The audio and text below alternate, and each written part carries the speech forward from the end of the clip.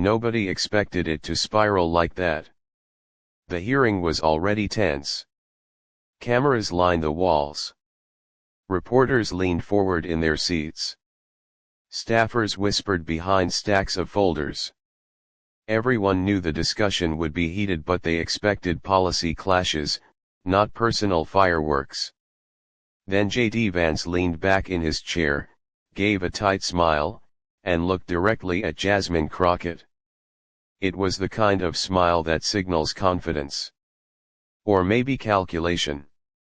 And then he said it. Maybe we should take an IQ test. For a split second, no one reacted. Not because it was loud, but because it landed unexpectedly. A few nervous laughs scattered through the room. Some staffers stared down at their notes. A reporter froze mid-sentence. It sounded like a joke. But it wasn't. Moments like that aren't accidental. They're strategic. Personal jabs are often designed to redirect attention, to shift the conversation away from policy and into spectacle. And for a brief moment, it looked like Vance believed he had created a viral headline. What happened next is why this exchange didn't fade. Because Crockett didn't react the way he expected. No eye roll. No raised voice. No interruption. She smiled. Not sarcastically. Not angrily. Just calmly, the kind of composure that signals control. She adjusted her microphone slightly, leaned forward, and let the silence stretch. 3 seconds. 4. 5. Long enough for cameras to zoom in. Long enough for social media clips to capture the tension. Then she spoke. "You want to measure intelligence?" she asked evenly. The tone wasn't defensive. It was curious. And that's what changed the dynamic. Because suddenly, it didn't feel like she was being tested. It felt like he was. There's something powerful about refusing to give someone the reaction they're fishing for. It forces the spotlight back onto the person who threw the line. Vance shifted slightly in his seat. The smile faded just a bit. He doubled down, mentioning standards, performance, competence, strong-sounding words that remain vague until someone asks for specifics. And that's exactly what Crockett did. "Great," she said. "Let's talk about standards." The room went silent. She wasn't talking about IQ anymore. She was talking about voting records. Policy reversals. Public statements that contradicted earlier positions. She cited dates. Context. Language. No theatrics. No shouting. Just documentation. Each example tightened the atmosphere. Vance tried to interrupt once. She continued calmly.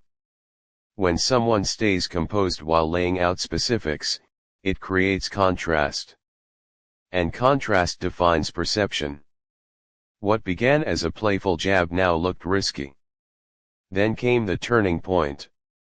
After listing several examples, Crockett paused and looked directly at him. "If intelligence is about consistency and accountability," she said evenly, "then I'm happy to compare records. Not compare IQ scores, compare records." That's when the power dynamic flipped, because an IQ challenge is abstract. A record is concrete. You can't laugh off documented votes. You can't pivot easily from timestamps. And for a moment, just a moment, you could see the calculation in Vance's expression. But he wasn't going to sit quietly. He leaned forward again, sharper this time, suggesting she was avoiding the original challenge. "Here's the problem with that strategy: when one person gets louder while the other stays calm, the optics shift fast." Crockett waited until he finished. Then she delivered the line that would echo online within hours. "You don't get to question my intelligence while ignoring the facts I just laid out. No emotion. No dramatic emphasis. Just clarity. The cameras caught Vance blinking twice, recalibrating. She continued. If we're defining intelligence, she said, let's define it properly. The audience leaned in. Is it about throwing out insults when policy arguments get uncomfortable, or is it about understanding how your decisions affect real people?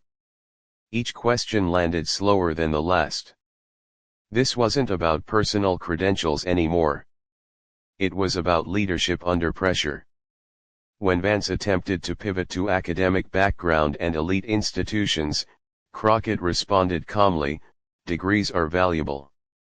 But they don't excuse inconsistency. The word hung there. Inconsistency. The IQ comment suddenly looked small, even juvenile, compared to the discussion unfolding. And then she reframed the entire exchange with one move. You asked for a test, she said. Here's one. The room froze. Can you explain why your position on this issue changed between last year and this year without blaming anyone else? That was the trap. Because answering required specifics. He began responding, referencing evolving perspectives, shifting circumstances, but the confidence from earlier had faded. When he finished, she nodded and said, "Thank you for acknowledging the change." Subtle. But it reframed his answer as confirmation. Within minutes of the hearing ending, clips were circulating. Not of the IQ challenge, but of the response. The original comment was bold.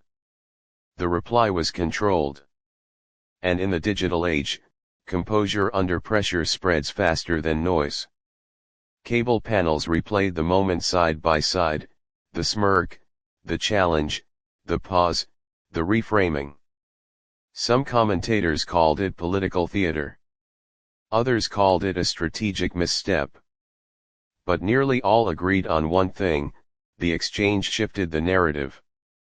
Inside Vance's camp, advisors reportedly emphasized discipline moving forward. Stay on policy. Avoid personal jabs. Because the risk of going personal is simple: if the target reacts emotionally, you win. If they don't, you shrink. Meanwhile, Crockett didn't hold a victory press conference. She didn't amplify the moment. She returned to legislative work. That silence amplified it more than celebration ever could. A week later, the two found themselves in the same chamber again. This time, there were no jokes. No smirks. No IQ references. The debate focused strictly on economic projections and budget priorities. But the tone had changed. When Crockett said, "We should base evaluations on measurable outcomes, not assumptions," it wasn't loud, but it was unmistakable. A callback without confrontation. Months later, during a nationally televised debate, the moderator brought it up directly. What did that exchange reveal about leadership under pressure? Vance paused before answering. And that pause mattered. Because earlier, he hadn't paused. He chose his words carefully. Debates can get sidetracked, he said. Leadership is about results. Measured. Controlled. Then Crockett answered. Pressure doesn't create character, she said calmly. It exposes it. The audience went quiet. This time, Vance didn't interrupt.